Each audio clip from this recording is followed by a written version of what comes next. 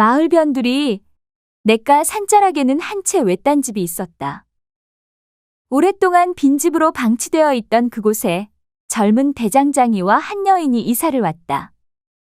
대문도 삐걱이고 기둥은 한쪽이 휘어졌으나 만식은 말끔히 손을 보고 외양간에 풀물을 놓아 대장간으로 탈바꿈시켰다.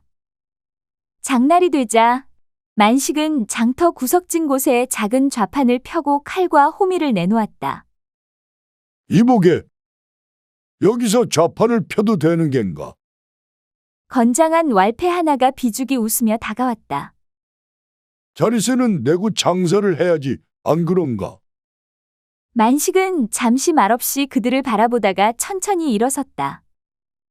장터의 소음이 갑자기 멈춘 듯 고요했고 만식의 눈빛에는 흔들림 하나 없었다.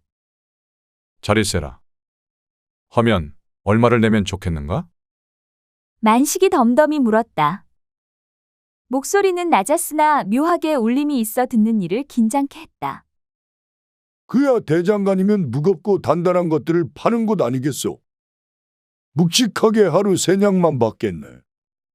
세냥이라.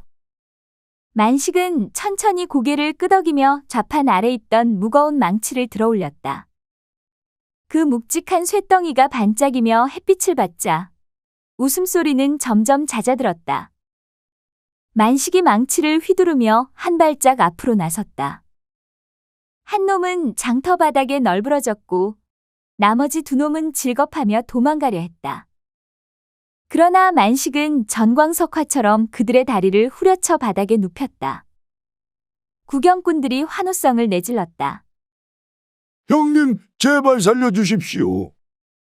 잘못했습니다. 왈패가 넙죽 엎드리며 두 손을 싹싹 빌었다. 이 다음에 또 자리세를 운운하면 그땐 망치가 아니라 내 머리통을 곱게 단조해 주겠네. 알겠나? 왈패들은 바닥에 기어가듯 빠져나가더니 허겁지겁 달아났다. 장터에는 잠시 정막이 흐르더니 곧 사람들의 박수와 웃음이 터졌다. 그대는 대장장이가 아니라 무예의 고수여. 어떤 노파가 흥분하며 외쳤다. 이분이야말로 이 마을의 새 영웅이로다. 사람들 사이에서 만식을 가리키며 떠들썩한 환호가 퍼졌다. 그렇게 만식의 이름은 장터를 넘어 마을 곳곳으로 퍼지기 시작했다. 그날 이후로 만식의 이름은 화제가 되었다. 특히 장터에서 왈패들을 일격에 제압한 그의 모습은 사람들의 입에 오르내리며 전설처럼 부풀려졌다. 마치 용맹한 장수 같아 보였다니까. 그 큰 망치를 휘두르는 솜씨라니. 장터의 주막에서는 만식과 그의 아내에 대한 이야기가 끊이지 않았다. 그러나 정작 만식 자신은 주막에 들러도 무거운 입을 열지 않았다. 그는 늘 말없이 대포잔을 기울였고 사람들이 아무리 말을 붙여도 껄껄 웃으며 적당히 넘길 뿐이었다. 저녁 무렵 주막에선 만식이 구석자리에서 조용히 술잔을 비우고 있었다. 그 옆자리에는 장터에서 그의 용맹함을 목격한 상인들이 앉아 있었다. 형씨, 그 망치질 대장이나 배운 게 아니지요? 한 상인이 술잔을 채우며 말을 걸었다. 내 보기엔 고을 관아에라도 있었던 분이요. 아니면 군영에서 훈련을 받으셨다든지. 만식은 그저 잔잔히 웃으며 술잔을 들어보였다. 그냥 칼 갈고 허미 두드리는 대장장이일 뿐이요. 넘겨 짚지 마시지요. 아니, 그렇다면 그 망치질로 왈패 셋을 눕힌 솜씨는 뭘로 설명하겠소? 무사가 따로 없더만. 무거운 망치를 몇 년 휘둘러 보면 자연히 힘이 붙는 법이지요. 누구나 할 수 있어. 그는 말끝을 흐리며 다시 술을 마시곤 잠시 후 자리를 떴다.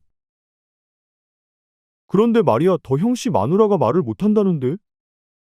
그런데 인물은 그렇게나 곱다지? 나도 들었네. 풀무질에 망치질도 한다던데. 연약한 여인이 일을 어찌 그렇게 잘할까나.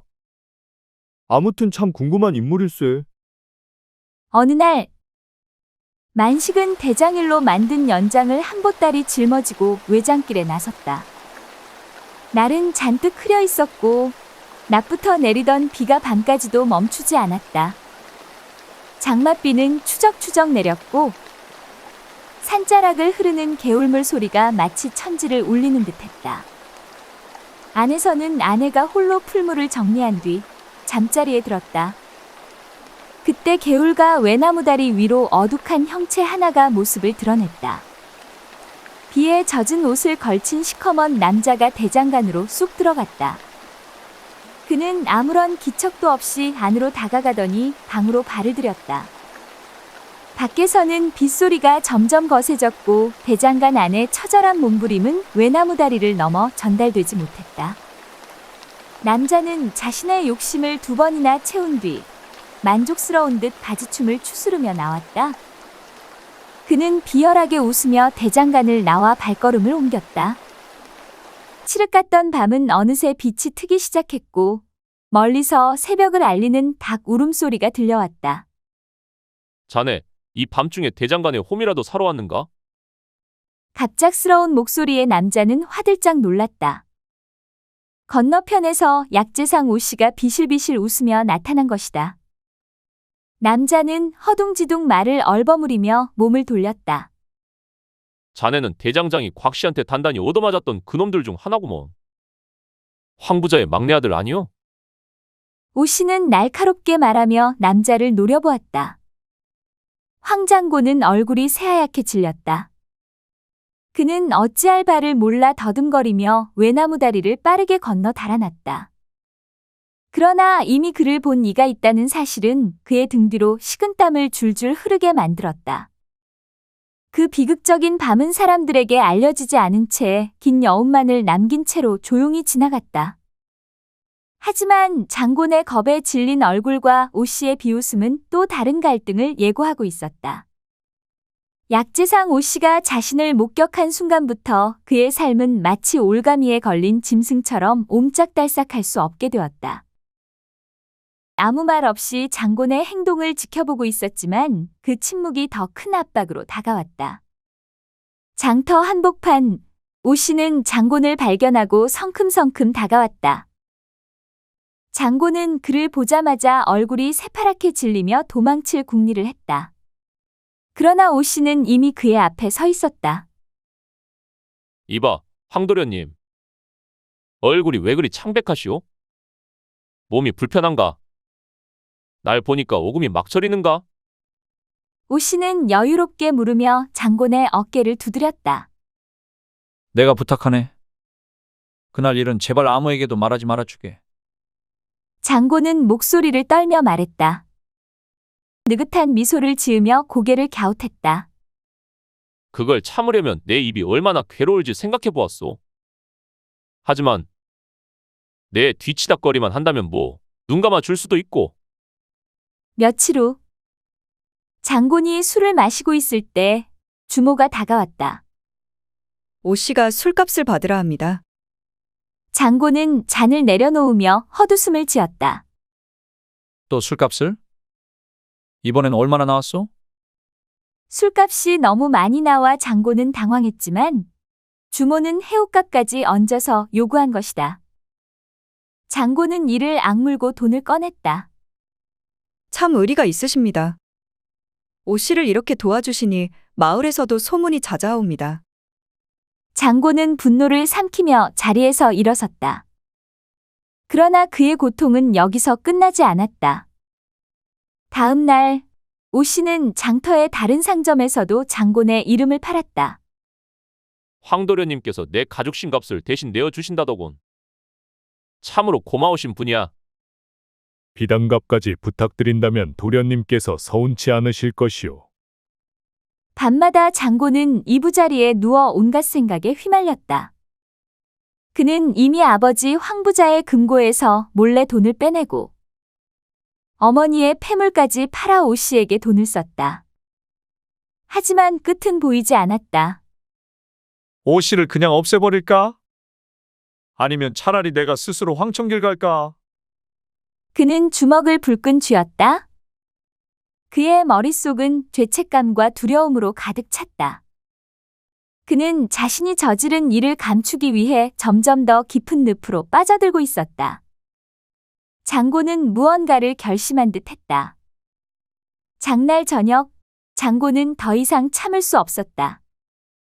그는 만식을 찾아갔고, 장터가 한산해지고 사람들이 하나둘씩 돌아갈 무렵, 장고는 떨리는 목소리로 만식을 불러 세웠다.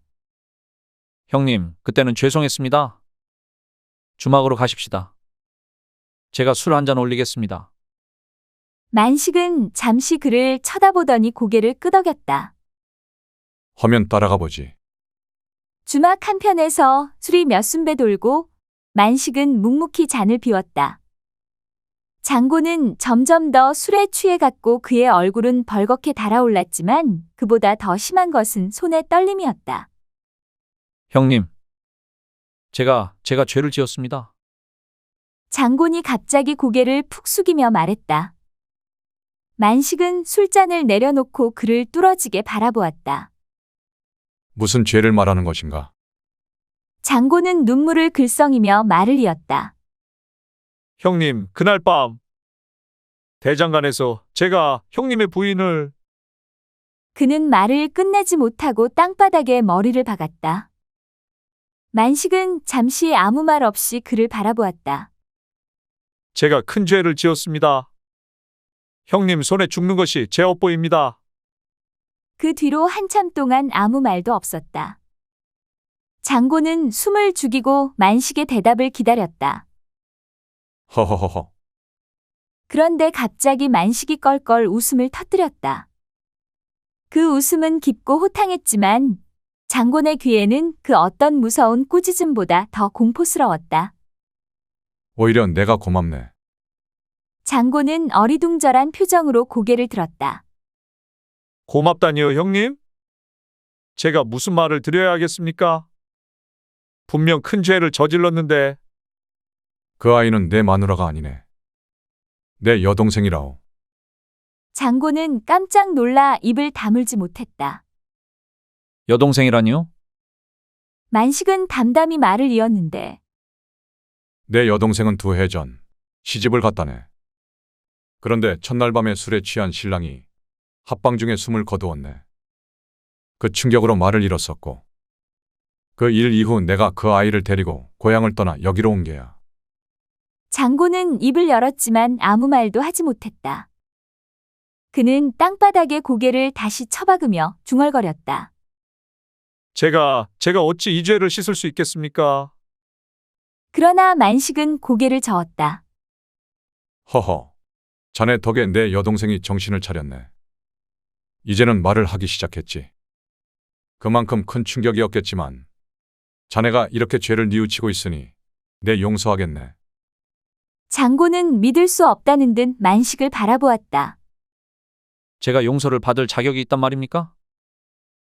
자격이 있느냐 없느냐는 내가 판단할 일이 아니지. 하지만 자네가 스스로를 벌하고 싶다면 내 여동생에게 잘해주게나. 그것이 가장 큰 속죄일 것이야. 그날 밤 장곤은 처음으로 마음속 무거운 돌덩이를 조금 내려놓은 기분이 들었다. 다음 날 장곤은 대장간으로 찾아갔다. 대장간에서는 만식의 여동생이 풀무를 당기고 있었다. 그녀는 장곤이 들어오는 것을 보자마자 손을 멈추고 그를 뚫어지게 바라보았다. 장곤은 바닥에 무릎을 꿇으며 고개를 깊이 숙였다. 여기까지 와서 염치 없지만 죄송하다는 말씀을 드리러 왔습니다.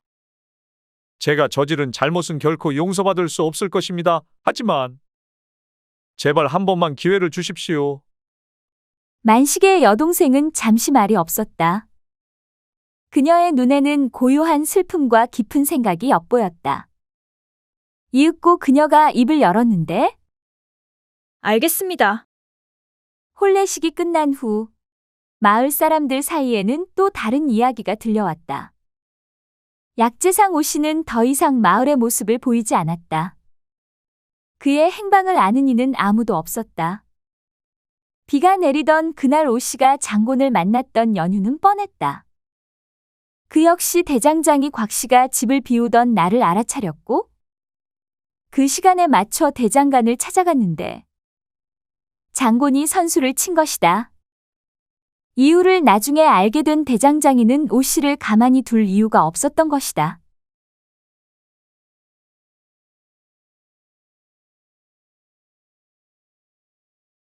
봄이 찾아왔지만 만식의 마음은 한겨울 같았다.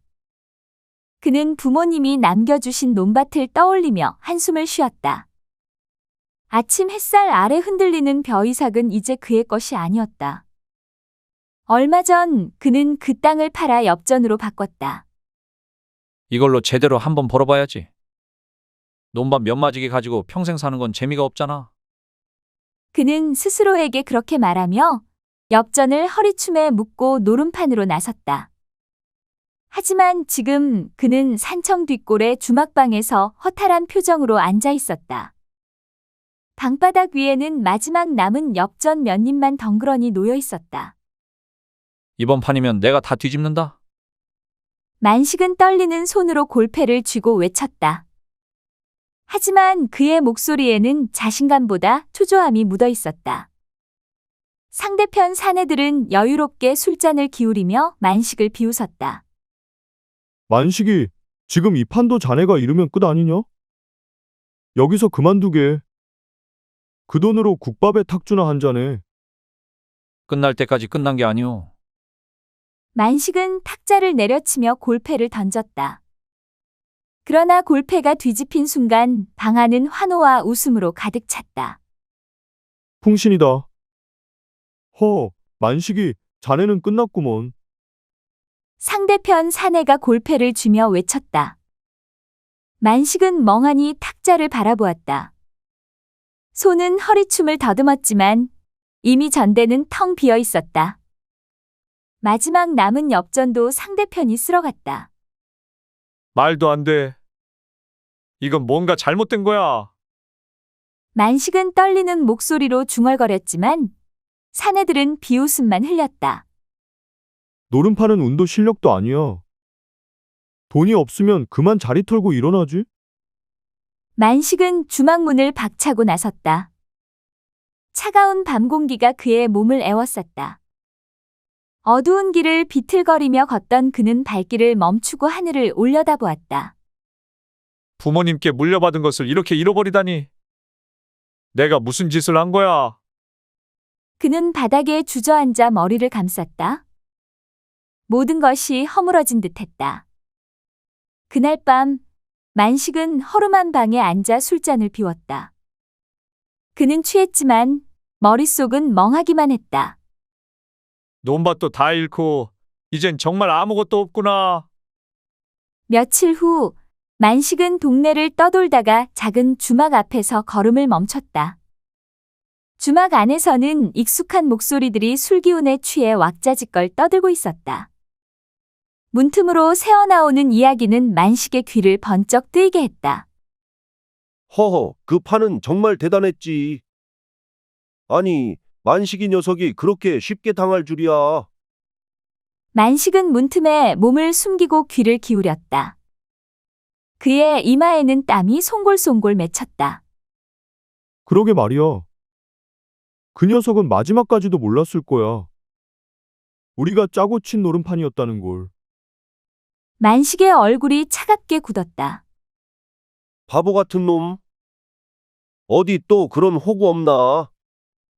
만식은 이를 악물며 벽을 짚고 천천히 몸을 일으켰다. 지금까지 자신이 순전히 실력으로 졌다고 믿었던 모든 순간이 머릿속에서 산산이 부서졌다. 저것들이 나를 완전히 우롱한 거였구나. 내 돈을 이렇게 빼앗아 갔다니. 그는 이를 악물며 주막에서 천천히 멀어졌다. 안에서는 여전히 웃음소리가 끊이지 않고 있었다.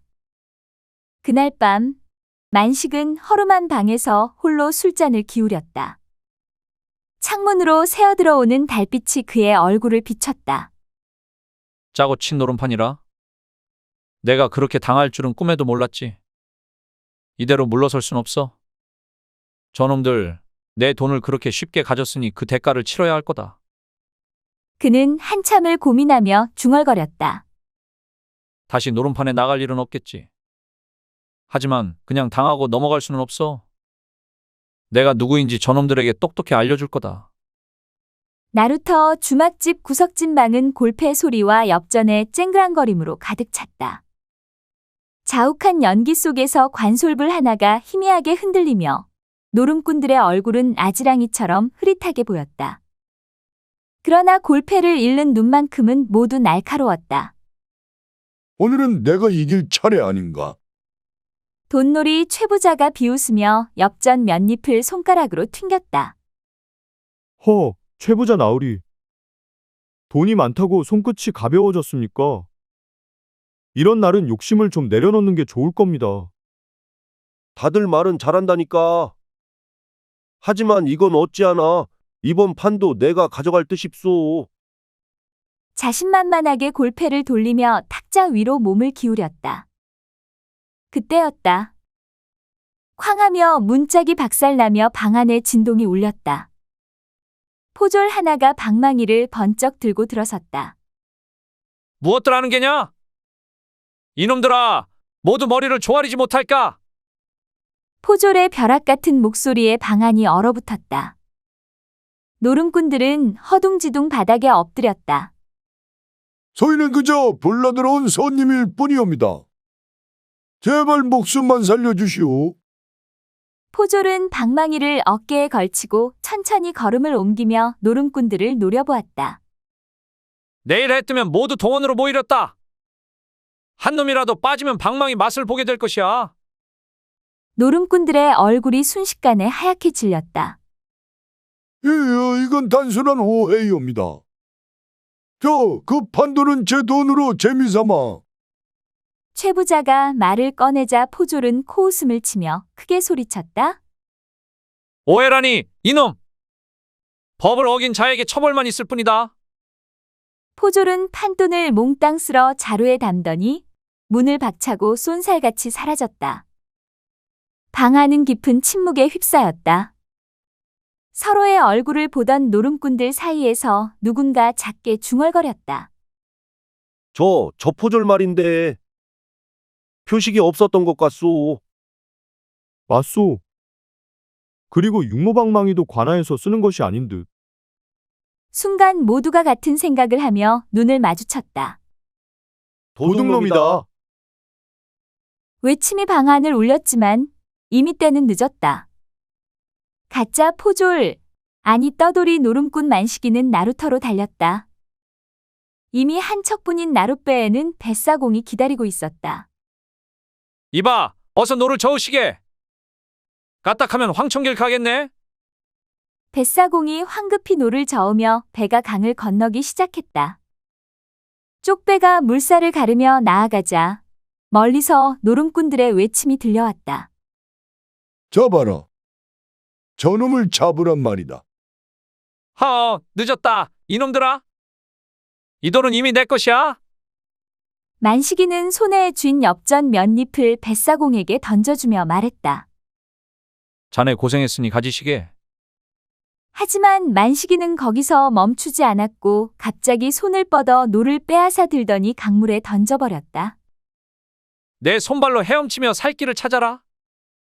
내 놈이 이 돈을 가로채려고 했던 거 다 알고 있었다. 배는 황토물이 넘실거리는 강 한가운데서 표류하기 시작했고 만식은 어둠 속으로 사라졌다. 고향으로 가서 기와집을 사서 떵떵거리며 살아야지.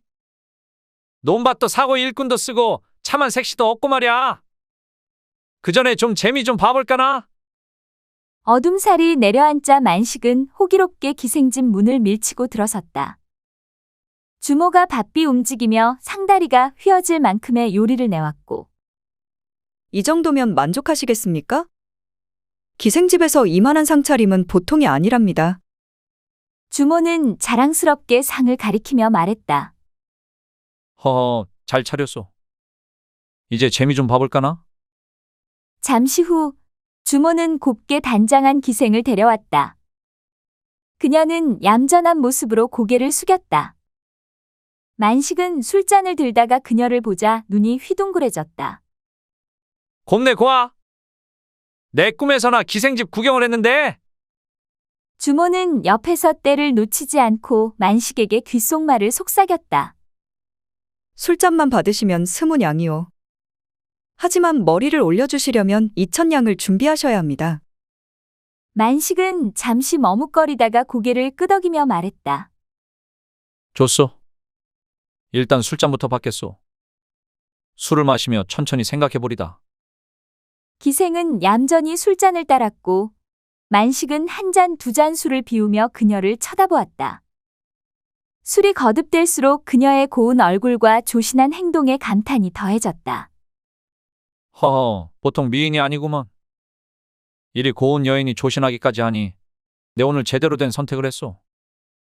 그는 기생의 머리를 올려줘야겠다고 생각했다. 방 안에는 금침이 깔렸고 촛불은 은은하게 빛났다. 만식은 술기운에 얼굴을 붉히며 방으로 들어섰다. 뒷방에 금침이 깔리자 만식은 술기운에 얼굴이 벌겋게 달아오른 채 촛불을 껐다. 두근대는 마음으로 다가가던 그는 어두운 방 안에서 들려오는 흐느끼는 소리에 걸음을 멈췄다. 이보시게. 왜 울고 있는 것이요? 그는 손을 더듬어 촛불을 다시 켰다. 은은한 빛이 방을 비추자 기생은 슬픈 얼굴을 하고 있었다. 소녀를 탓하지 말아 주십시오. 이렇게밖에 살 수 없는 제 처지가 슬퍼서 그렇사옵니다.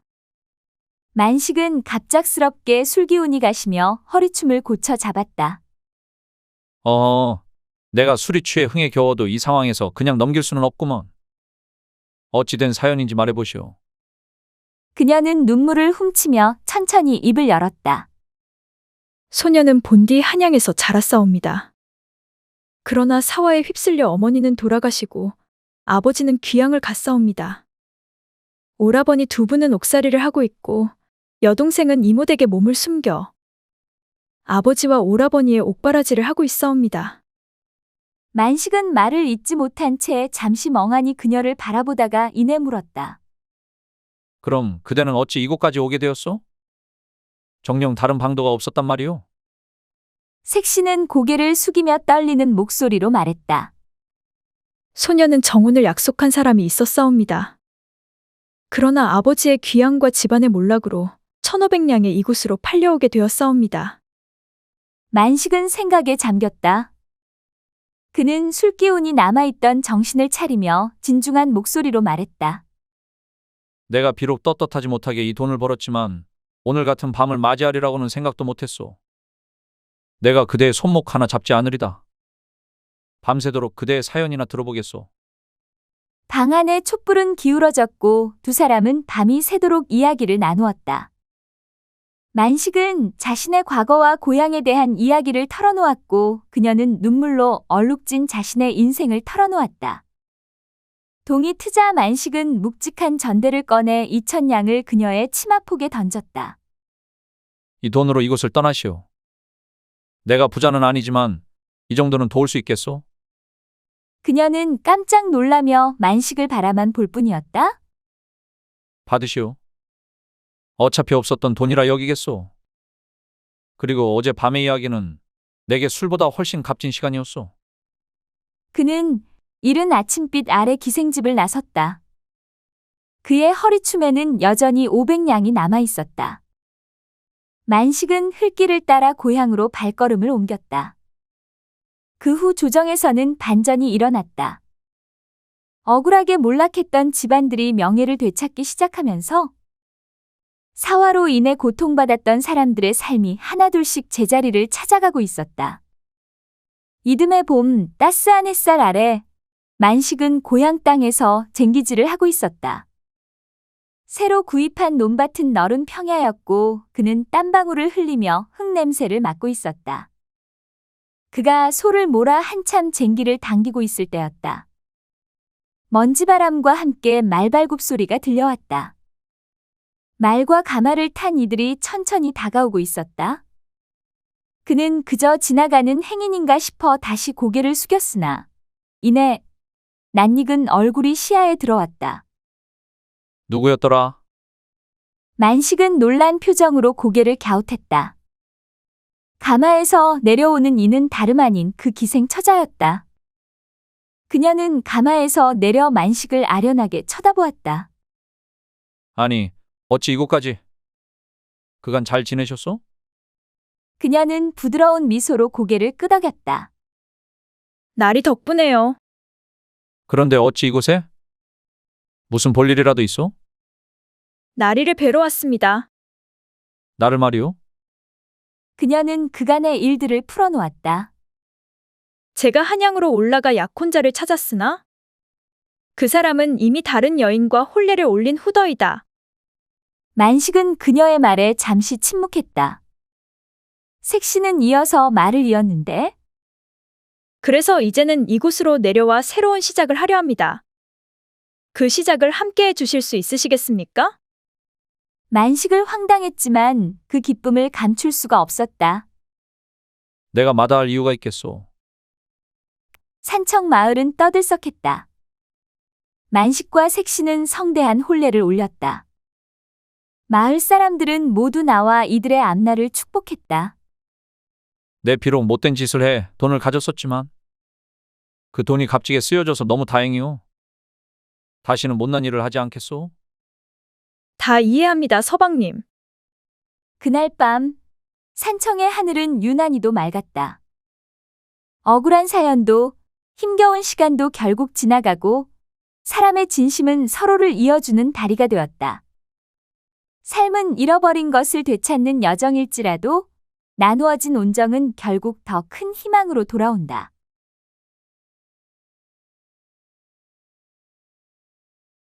어느 마을, 해가 중천에 떠오를 무렵 콩밭 한가운데서 땀을 뻘뻘 흘리며 일하던 한 머슴 총각이 있었습니다.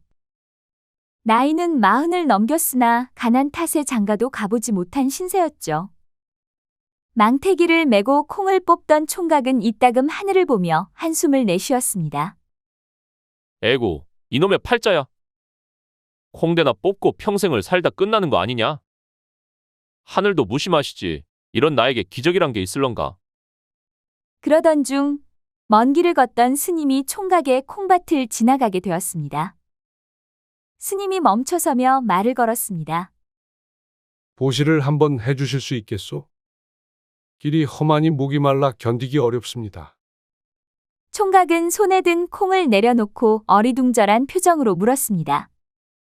보시라 하시면 돈이나 먹을 것을 드리는 것입니까? 스님이 미소를 지으며 고개를 끄덕였습니다. 그렇소. 어려운 중생들에게도 공덕을 쌓는 길이니 보시를 베푸는 것이 복을 쌓는 법이외다. 이에 총각은 놀라 말하는데 아이고, 스님. 제가 보시고 뭐고 할 처지가 못 됩니다. 지금 보시는 것처럼 나도 이래저래 콩밭이나 갈아먹고 사는 머슴입니다요. 40이 넘도록 장가도 못 갔고 중생을 구제하기엔 제 팔자가 구제불능이지 않겠습니까? 스님은 잠시 머슴의 말을 듣고 안타까운 표정을 지었습니다. 스님이 천천히 다가와 그를 바라보며 말했습니다. 허, 세상사란 알 수 없는 법이라 하였으니 지금의 고난도 때가 되면 꽃을 피우기 마련이오. 콩밭에 집을 지어 살면 부자가 될 수 있소이다. 총각은 손에 흙을 털며 씁쓸하게 웃었습니다. 스님, 농이 지나치십니다. 콩밭에 집을 짓다니요? 그러자 스님은 눈을 반짝이며 은근한 미소를 띄었습니다. 이 콩밭에 집을 짓되 상여다리를 가져다가 대들보로 삼으시오. 그러면 그대는 장차 큰 부자가 될 것이오. 순간 총각은 움찔하며 입을 벌렸습니다. 대체 무슨 말씀을 하시는 겁니까? 상여다리라니요? 스님은 이내 발길을 돌리며 멀어져 갔고 총각은 한참 동안 그의 뒷모습을 바라보다가 혼잣말을 중얼거렸습니다. 허참 기가 막혀. 상여다리를 대들보로 삼아 집을 지으라니. 아니지. 콩밭을 갈아도 평생 머슴인데 이왕이면 남다른 짓 한번 해보자꾸나. 스님의 말이 총각의 머릿속을 떠나지 않았습니다. 콩밭을 갈면서도 망태기를 매면서도 생각했습니다. 상여다리를 대들보로 삼아 집을 지으면 부자가 된다니. 그게 말이 되는 건가? 가난하다고 포기하면 뭐가 남겠어? 한번 질러보자. 그날 밤, 총각은 조심스레 주인을 찾아갔습니다. 초라한 몸짓으로 문지방에 엎드려 사정했습니다. 나으리, 송구하오나 한 가지 청이 있사옵니다. 콩밭 한쪽 귀퉁이에 작은 움막 하나 짓고 살아도 되겠습니까? 주인은 갸웃하며 대꾸하는데 허허. 자네가 일을 잘해서 자네를 썼지만 집까지 짓고 살겠다니 무슨 문지방에 거시기 낑기는 소리인가? 아닙니다. 나으리. 비바람 피할 한 칸짜리 움막일 뿐이옵니다. 그리 허락해 주시면 더 열심히 일하겠나이다. 주인은 심드렁한 표정으로 손을 저었습니다. 자네가 알아서 지어라. 나는 한 푼도 도와줄 수 없네.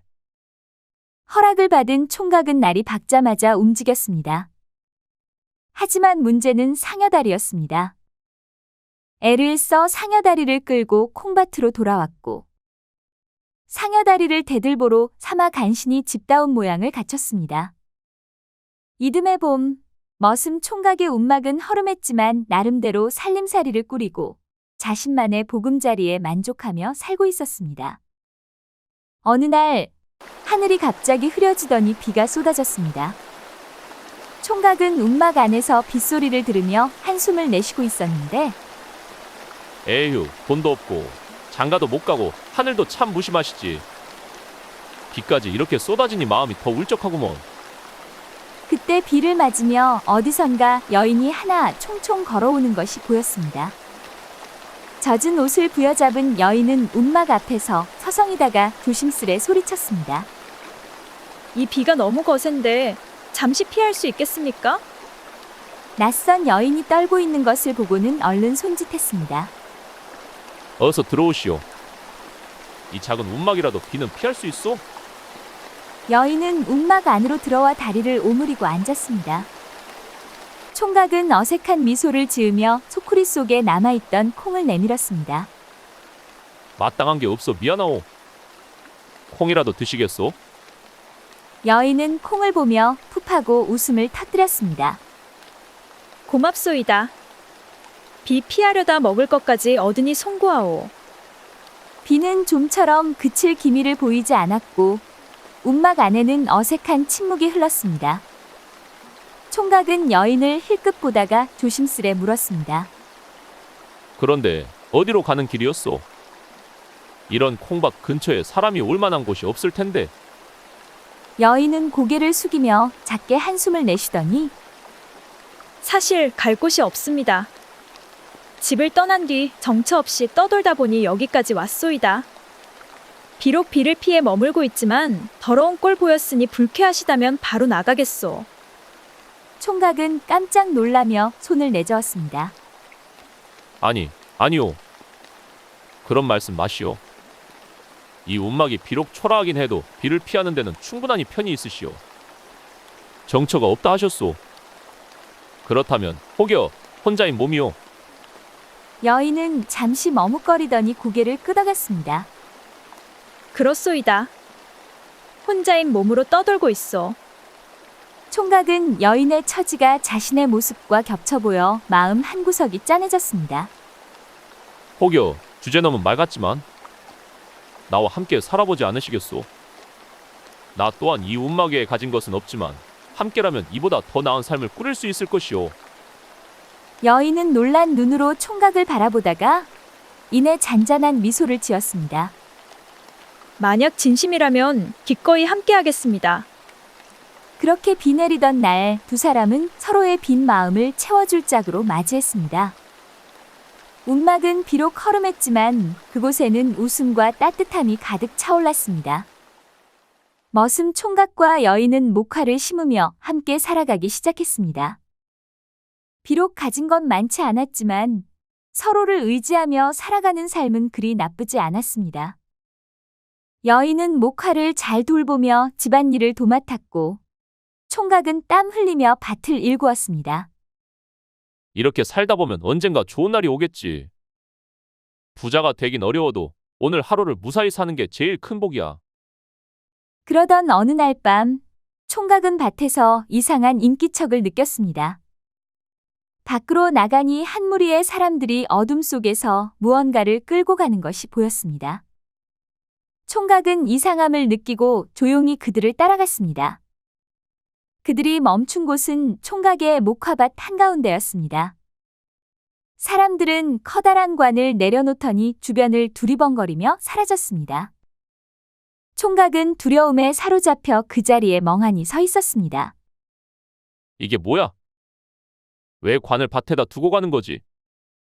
이거 혹시 귀신 나오는 거 아니야? 얼마간 망설이던 총각은 결국 관으로 다가가 뚜껑을 열어보았는데 그 순간 그의 눈이 휘둥그레졌습니다. 이게 다 금이라고. 관 안에는 빛나는 금덩이들이 가득 차 있었습니다. 하늘이 도우셨구나? 이게 꿈은 아니겠지? 아니, 사람들한테 알리면 혹시 내게 무슨 일이 생길지도 몰라? 누군가 주인을 찾으러 올 수도 있겠지? 총각은 밤새 고민했지만 결국 금을 움막으로 옮기기로 결심했습니다. 그는 관 속 금덩이를 하나씩 꺼내 천으로 싸고 들키지 않도록 움막 한쪽 구석에 숨겼습니다. 일단 금을 안전하게 두고 나중에 생각하자. 누가 찾아오지 않는다면 이건 하늘이 나에게 준 선물일 테니? 며칠 후 마을에는 이상한 소문이 돌기 시작했습니다. 그 관의 주인으로 보이는 남자가 주막에서 술을 마시다 갑자기 쓰러져 죽었다는 것이었습니다. 주인은 없고 관은 사라졌다는 이야기였습니다. 총각은 혼자 중얼거렸습니다. 그렇다면 이제 이 금은 정말 내 것이 되는 건가? 하늘도 내 편이구먼. 그날 이후 총각은 금을 조금씩 팔아 치우며 돈을 모으기 시작했습니다. 움막은 점차 새 기와집으로 바뀌고 총각은 부자가 되었습니다. 드디어 내 팔자가 피는구나. 이젠 머슴도 아니고 마을에서 나를 무시하던 사람들 앞에서도 당당히 고개를 들 수 있겠지. 그러나 이 금이 가져다 줄 앞날은 그가 기대하던 것과는 전혀 다른 방향으로 흘러가고 있었습니다. 부자가 된 머슴은 예전에 자신을 완전히 잊고 오만과 인색함의 화신이 되었습니다. 마을 사람들뿐만 아니라 거지들과 어려운 이웃들에게도 냉대하며 마을 사람들 사이에선 비웃음과 원망이 가득했습니다. 이 소식은 머슴에게 도움을 주었던 스님에게도 전해졌습니다. 스님은 깊은 한숨을 내쉬며 조용히 입을 열었습니다. 복을 받았으나 은혜를 모르고 나눌 줄 모르는 자에게는 하늘이 반드시 그 값을 물을 것이다. 스님은 결심을 하고 주문을 외웠습니다. 그러자 그의 모습이 흐릿해지며 변화하기 시작했습니다. 순식간에 스님은 허름한 옷을 입은 초라한 거지로 변신했고 스님은 사내의 대문을 두드렸습니다. 이보시오. 배고픈 몸이니 작은 동량이라도 베풀어 주시오. 사내의 하인이 대문을 열고 나오더니 초라한 거지 차림의 스님을 보고 비웃었습니다. 여기가 어디라고? 썩 꺼지지 못할까? 하지만 스님은 자리를 떠나지 않고 차분히 말했습니다. 이 집 주인께 직접 말씀드릴 일이 있소. 허락해 주시오. 하인의 보고를 받은 사내는 짜증난 얼굴로 문 앞에 나타났습니다. 그는 거지의 모습을 한 스님을 보고 코웃음을 쳤습니다. 여보시오, 내가 이 집의 주인인데. 무슨 일인가? 스님은 낮은 목소리로 말했습니다. 작은 잡이라도 나눌 수 있겠소? 사내는 헛웃음을 터뜨리며 고개를 저었고 열심히 일해서 벌어먹을 생각을 해야지. 남의 주머니를 채워줄 여유는 없소. 그러니 돌아가시오. 스님은 잠시 머슴을 바라보다가 가만히 한마디를 던졌습니다. 복은 나누는 자에게 머무르고 욕심 많은 자에겐 재앙으로 바뀌는 법이오. 이 말을 비웃으며 문을 쾅 닫아버렸고 스님은 조용히 그곳을 떠나며 속삭였습니다. 이제 하늘이 그에게 깨우침을 내릴 것이오. 사내는 스님의 말을 잊은 듯 여전히 자신만의 부를 누리며 살았습니다. 하지만 그날 밤부터 기이한 일이 벌어지기 시작했습니다. 그의 집에서 이상한 소리가 들렸습니다. 마치 누군가 낮은 목소리로 중얼거리며 무언가를 부르는 것 같았고, 사내는 이부자리에서 벌떡 일어나 둘러보았지만 아무도 없었습니다. 며칠 후, 하인들이 소곤거리기 시작했습니다. 어르신 방에서 이상한 일이 자꾸 벌어진다더라. 정체를 알 수 없는 그림자가 집안을 떠돈다는데 집안에 귀신이 들었다고들 하기도 하고. 사내는 그런 말에 신경 쓰지 않았습니다. 어리석은 소리들 하고 있군. 내가 부자라 배가 아파 헛소리를 짓거리는 게지. 하지만 그의 아내가 걱정스러운 얼굴로 다가와 말했습니다. 여보, 요즘 들어 자꾸 불길한 꿈을 꿔요. 집안이 점점 음침해지는 느낌이 들어요. 혹여 무슨 일이 생기는 건 아닐까요? 사내는 아내의 말을 일축하며 소리쳤습니다. 쓸데없는 소리 말라. 아무리 이상한 일이 벌어져도 내가 지켜낼 것이니 두려워하지 마시게. 그러나 사내의 마음속에서도 어쩔 수 없는 불안감이 자라나고 있었습니다. 밤이면 집안에서 느껴지는 묘한 기운, 꿈속에서 반복적으로 나타나는 이상한 형상들. 사내는 점차 잠을 이루지 못하게 되었습니다. 며칠째 잠을 이루지 못하고 뒤척이다가 새벽녘에야 간신히 눈을 붙였는데, 그런데 갑자기 창밖에서 이상한 소리가 들려왔습니다. 그는 눈을 비비며 일어나 창문을 열어보았는데, 마당 한가운데 금빛으로 빛나는 두꺼비가 느릿느릿 기어다니고 있었던 것입니다. 이게 뭐야? 금두꺼비. 깜짝 놀랐지만 곧 입가에 미소가 번졌습니다. 복덩이가 찾아왔구나. 길조가 틀림없소. 사내는 서둘러 두꺼비를 잡아 방 안으로 가져갔습니다. 그는 두꺼비를 작은 항아리에 넣고 소중히 다루었습니다. 이제 하늘이 나를 더 큰 부자로 만들어 주려는 거야. 이 두꺼비가 나에게 더 큰 복을 가져다 줄 거라고. 하지만 사내의 기대와 달리 두꺼비가 들어오면서부터 집안은 점점 이상한 기운에 휩싸이기 시작했습니다. 며칠 후, 사내의 아내가 두꺼비가 있는 방을 지나가다가 갑자기 비명을 질렀습니다. 급히 달려가 보니 방 안에서 심한 냄새가 진동하고 있었습니다. 항아리 주변에서 심한 악취가 풍기는 것이었습니다. 이게 대체 뭐야? 이게 무슨 똥그럭네요? 그날 밤부터 집안 사람들 모두 이상한 병에 걸리기 시작했습니다. 온몸이 붓고 가려운 증상이 나타나기 시작한 것입니다. 머슴의 하인들은 하나둘씩 쓰러졌고 그의 아내와 자식들마저 고통을 호소했습니다. 여보, 이건 단순한 병이 아니에요. 뭔가 집안에 재앙이 들이온 것 같아요. 걱정 마시오. 아무것도 아니네. 내가 이런 병쯤은 해결할 수 있어. 사내는 의원을 부르고 약을 써보았지만 병세는 나아지지 않았습니다. 오히려 두꺼비가 있는 방에서 이상한 소리가 들리기 시작했습니다. 방에 들어가 두꺼비를 보며 소리쳤습니다. 이게 다 내 짓이냐? 내가 복덩이가 아니라 재앙이란 말이냐? 두꺼비는 그의 외침에 아랑곳하지 않고 가만히 앉아 금빛을 뿜어내고 있었습니다. 그는 병을 고치기 위해 가진 재산을 탕진하기 시작했습니다. 하지만 돈을 아무리 써도 가족들의 병은 나아지지 않았습니다. 하늘이 날 벌하셨구나. 내 욕심이 나를 이렇게 만든 것이로구나. 복은 나눌 줄 아는 자에게 머무는 법이라오. 욕심과 오만은 그 복을 재앙으로 바꾸는 하늘의 뜻이니라. 그 말이 메아리처럼 퍼지며 머슴의 몰락을 완성했습니다. 금두꺼비는 홀연히 사라졌고 그는 다시 빈털터리가 되어 가난 속에서 남은 생을 살게 되었습니다.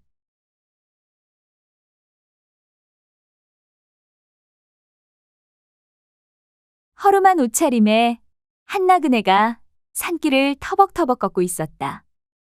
차가운 바람이 옷깃을 파고들며 얼굴을 때렸다. 나그네는 발치에 돌멩이를 툭 차더니 중얼거렸다. 참으로 고달프구나. 천하에 내가 가진 것이 이 천하디천한 행색과 이야기 솜씨뿐이라니. 에휴, 팔자야. 산길을 돌아 나가자 언덕 위에 두 청년이 나무 그늘에 앉아 이야기를 나누고 있었다.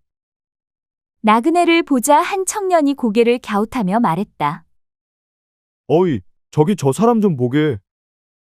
저리 초췌한 행색의 길을 헤매고 있는 걸 보면 노름에서 돈이라도 잃은 모양이야. 그러게나 말일세. 저 모양으로 어딜 갈꼬? 나그네는 이 대화를 듣고 발길을 멈췄다. 두 청년에게 다가가 멋쩍은 웃음을 띄우며 고개를 숙였다. 이보게들. 날 보고 그리 말들 하는가? 나 또한 귀가 달려있으니 다 들리네. 청년들은 얼굴을 붉히며 손을 내저었다. 아이고, 그런 뜻이 아니었소이다. 허허, 우리도 그저 심심풀이로 한 소리였소. 아니, 괜찮네. 가는 길이 고되니 여기서 잠시 좀 쉬어가도 되겠소. 청년들은 흥미롭다는 듯 서로 눈짓을 주고받았다. 그중 한 명이 흙바닥을 손으로 툭툭 치며 말했다. 그렇다면 앉아보시오. 우리가 좀 재밌는 이야기를 들려주리다. 나그네는 허리를 굽혀 앉으며 고개를 끄덕였다. 좋네, 들어보세. 대단한 이야기인가 보군. 들어보시오.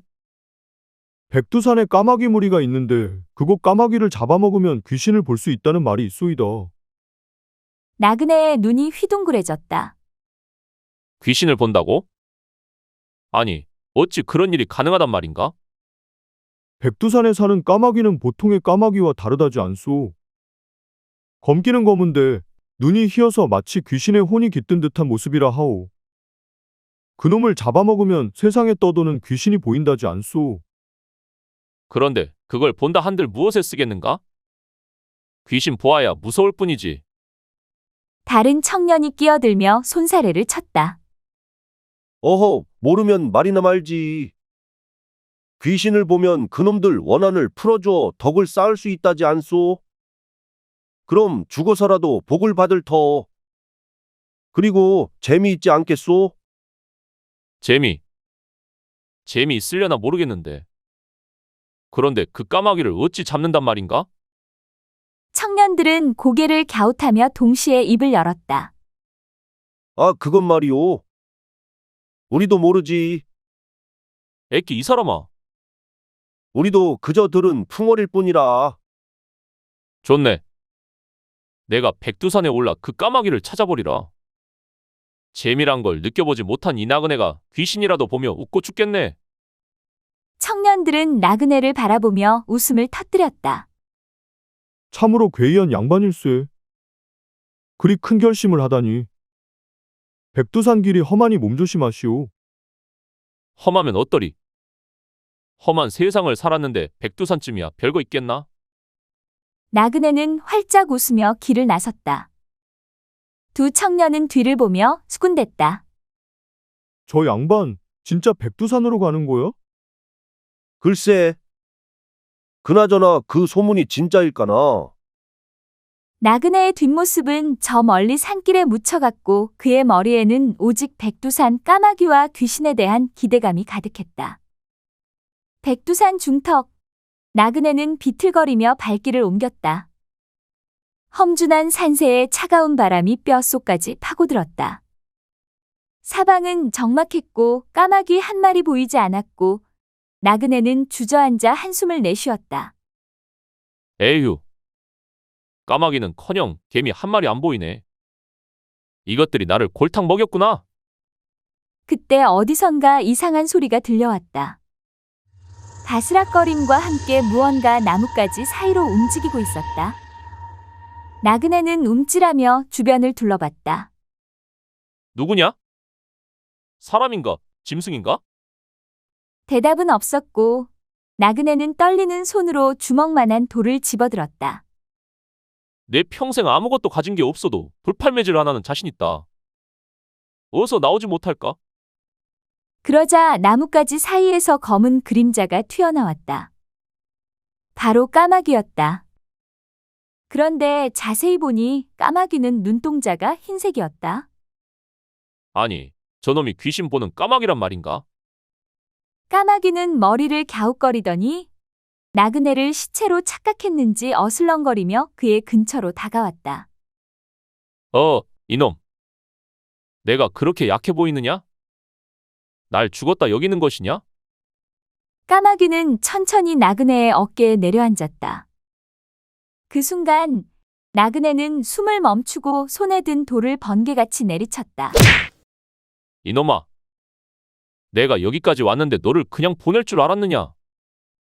나그네의 돌에 까마귀는 한 번 울더니 나가떨어졌다. 나그네는 숨을 헐떡이며 그 까마귀를 쥐고는 떨리는 손으로 살폈다. 이게 백두산 까마귀란 말인가? 눈이 희고 크기는 평범한 까마귀보다 조금 크네. 어디 한번 맛을 볼까나? 그러나 불을 피울 수 없던 나그네는 고심 끝에 까마귀를 생으로 먹기로 결심했다. 아이고, 내가 이리 궁한 사람이 될 줄이야. 날 것이라니, 세상에. 나그네는 머뭇거림도 잠시 단호히 까마귀의 살을 한 입 베어 물었다. 나그네는 얼굴을 찡그리며 소리쳤다. 이게 뭐 이렇게 비리단 말인가? 몇 입 더 씹자. 몸에 이상한 기운이 퍼지는 듯했다. 이제 귀신이 보이는 것인가? 아니면 내가 잘못된 것인가? 그때 어디선가 바람에 실려오는 기묘한 소리가 들렸다. 나그네는 주위를 둘러보다 두려움에 자리를 뜨기로 결심한다. 힘이 돌아온 나그네는 다시 보자기를 챙기고 산길을 내려가기 시작했다.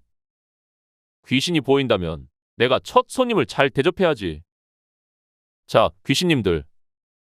어디 나와 보시겠는가? 백두산을 내려오는 그의 머릿속은 두려움 반, 기대 반으로 가득했다. 백두산에서 내려온 나그네는 이틀을 꼬박 걸어 한 외딴 마을에 닿았다.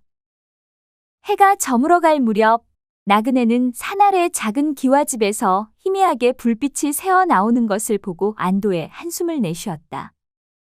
아이고, 이틀을 굶었더니 배고파 죽겠네. 저 집에서 하룻밤 부탁해야겠구만. 나그네는 대문을 두드렸다. 잠시 후 안에서 발소리가 들리더니 문이 삐걱 열렸고 주인으로 보이는 사람이 나그네를 내다보며 말을 건네는데 누구십니까? 나는 지나가는 나그네요. 하룻밤만 묵을 곳을 얻고자 하니 괜찮다면 신세 좀 져도 되겠소.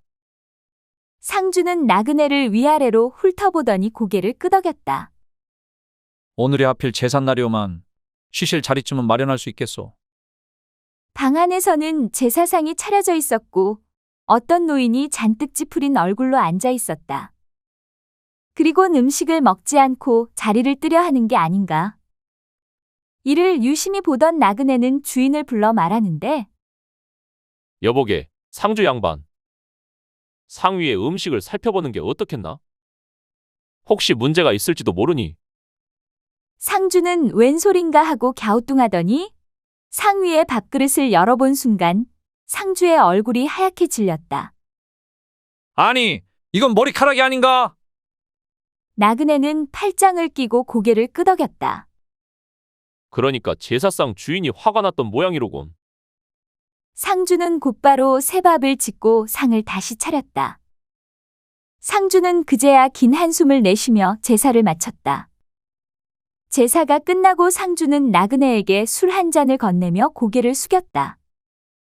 날이 오늘 큰 도움을 주셨소이다. 날이 아니었더라면 우리 아버님이 끝내 화를 거두지 않으셨을 터인데 참으로 고맙소. 지나가는 길에 처음 본 귀신의 얼굴이 영 불안해 보여서 말한 것뿐이요. 귀신? 농이요, 농. 그렇게 나그네는 하룻밤을 그 집에서 후한 대접을 받고 다음 날 아침 새벽녘길을 떠났다. 나그네는 마을을 떠나 다시 길을 나섰고 몇 날 며칠을 걷다 보니 또 다른 작은 마을이 나타났다. 해가 저물 무렵 어디선가 애처로운 곡소리가 들려왔다. 나그네는 발걸음을 멈추고 소리가 나는 쪽을 바라보았다. 이 마을에선 또 무슨 일이란 말인가? 곡소리라니. 소리를 따라 걷자 한 초가집이 나타났다. 집 앞에는 사람들이 모여 웅성거리고 있었다. 나그네는 그들에게 다가가 물었다. 이보시오. 무슨 일입니까? 한 여인이 고개를 돌려 나그네를 쳐다보았다. 에휴, 이 집 처녀가 얼마 전부터 갑자기 몸져누워서는 꼼짝도 못하더니 이젠 숨이 넘어갈 지경이라오. 무슨 병인지도 모르고 방치하고 있는 것이오. 의원도 부르고 온갖 약도 써봤지만 차도가 없었소. 귀신에 홀린 게 아니겠느냐는 말도 있소이다. 나그네는 여인의 말에 눈빛이 번뜩였다. 귀신이라? 어디 한번 봐볼까? 그는 서둘러 처녀의 방으로 들어갔다. 방 안에서는 처녀의 어머니가 울부짖으며 딸의 손을 붙잡고 있었다. 처녀는 창백한 얼굴로 누워 있었고 숨은 가늘게 이어지고 있었다. 그 순간 처녀의 몸 위로 희미한 그림자가 떠올랐다. 그것은 얼굴이 사납게 일그러진 총각 귀신이었다. 귀신은 처녀의 등에 올라타 으르렁거렸다. 내가 날 배신했으니 너도 나처럼 죽어야 한다. 나그네는 크게 소리쳤다. 그만두지 못할까? 이 처녀가 내게 무슨 죄를 지었다는 말인가? 귀신은 나그네를 노려보며 으르렁댔다. 넌 누구냐? 감히 내 일을 방해하겠다는 것이냐? 나는 그냥 지나가는 나그네일 뿐이네만. 니시오. 이 처녀가 혹 정혼한 사람이 있었소? 처녀의 어머니는 깜짝 놀라며 고개를 끄덕였다. 그랬지요. 그런데 그 총각이 작년에 죽었지 않습니까? 그게 무슨 상관이란 말이오? 상관이 있소이다. 그 총각이 지금 이 방에 와 있소. 뭐라고요? 그 녀석이 우리 딸을 해치려 한단 말이오? 그렇소. 지금 당장 그 총각에게 받은 모든 물건을 가져와 불태우시오. 이 귀신은 저승으로 떠나지 못하고 여기에 매달려 있는 것이오. 어머니는 혼란스러운 얼굴로 방을 나갔다. 잠시 후 작은 꾸러미를 들고 들어와 그것을 나그네에게 보여줬다. 이게 그 총각이 정표라며 준 것들이오. 모두 불태우면 그 산에도 이승에 더는 발을 붙이지 못할 것이오. 처녀의 어머니가 밖으로 가 아궁에다 꾸러미를 불태우자 귀신은 몸부림치다가 점점 희미해졌다. 마침내 사라지고 방 안의 공기가 맑아졌다. 이제 됐소. 귀신은 떠났소. 처녀는 다시 숨을 고르게 쉬기 시작했다. 어머니는 기쁨과 감사에 눈물을 흘리며 나그네에게 고개를 숙였다. 정말 고맙소, 나리. 우리 딸을 살려주셨소. 아니요. 내가 특별한 능력이 생겨서 우연히 도왔을 뿐이오. 따님을 잘 보살피시오. 마음에 상처가 깊을 테니. 그 집에서는 나그네에게 술과 음식을 내오며 극진히 대접했다. 떠날 때는 노잣돈까지 손에 쥐어주었다. 귀신이 보이는 것도 마냥 좋은 일은 아니구나. 그래도 사람 하나 살렸다니 기분은 좋군. 나그네는 마을을 떠나 또다시 산길을 걸었다. 하루 종일 걷다 보니 해가 뉘엿뉘엿 지고 발걸음은 점점 무거워졌다. 그때 멀리서 아이들의 웃음소리가 들려왔다. 나그네는 한 아이가 불을 발로 비벼 끄는 모습을 보고는 인상을 찌푸렸다. 산에서 불장난을 하면 큰일 난다. 아이들은 깜짝 놀라 그를 쳐다보았다. 장난하는 거 아니에요. 이 불은 죽은 사람 물건 태우는 거예요. 죽은 사람 물건을 태운다니 그건 또 무슨 말이냐? 우리 마을에서는 죽은 사람 물건을 다 태워야 한답니다. 나그네는 대수롭지 않게 여기고 자리를 떴다. 하룻밤 묵을 곳을 찾다. 어느 집 앞에서 산에서 본 그 아이를 마주치는데 너는 아까 봤던 그 아이가 아니더냐? 그런데 여기서 뭐 하고 있느냐? 발이 너무 아픕니다. 어디 보자. 나그네는 아이의 발을 살폈다. 발목에서 시작해 발끝까지 푸르스름하게 썩어가는 것이 보였다. 이게 무엇냐? 발이 썩고 있지 않느냐? 아니, 이게 왜 이러는 거예요? 발이 아프다 싶었지만 그저 다친 줄 알았는데. 나그네는 심각한 얼굴로 말했다. 이건 다 타지 않은 죽은 자의 물건을 발로 비벼끈 탓이야. 죽은 자의 원한이 너를 노리고 있단 말이다. 그럼 어찌해야 합니까? 방법이 있지. 하지만 시간이 많지 않아? 지금 당장 너희 부모에게 가서 죽은 자의 물건을 태운 자리를 다시 찾아 불을 제대로 지펴야 한다. 아이의 부모가 나그네의 말대로 타다 남은 물건을 다시 모아 불태우기 시작했다. 불길이 세차게 타오르자 아이의 썩은 발도 서서히 생기를 되찾았다. 아이의 어머니는 그 모습을 보며 나그네에게 절을 했다. 정말로 감사합니다, 나리. 이 은혜를 어찌 갚아야 할지. 나그네는 손을 내저으며 말했다. 아니요, 갚을 것까지는 없소. 다만 다시는 죽은 자의 물건을 허투루 다루지 마시오. 모든 물건은 타는 자리에서 온전히 사라져야만 죽은 자도 편히 쉴 수 있는 법이오. 나그네는 한숨을 돌리며 어둠이 깔린 산길을 다시 걸어 내려갔다. 귀신을 본다는 게 이렇게 힘든 일일 줄이야. 그래도 이런 일이 아니었으면 어찌 그 아이를 살릴 수 있었겠는가. 귀신 덕에 나도 사람 구하는 보람을 느끼게 되니 이 또한 묘한 인연이지. 나그네는 아이를 구한 뒤로도 길을 걸었다.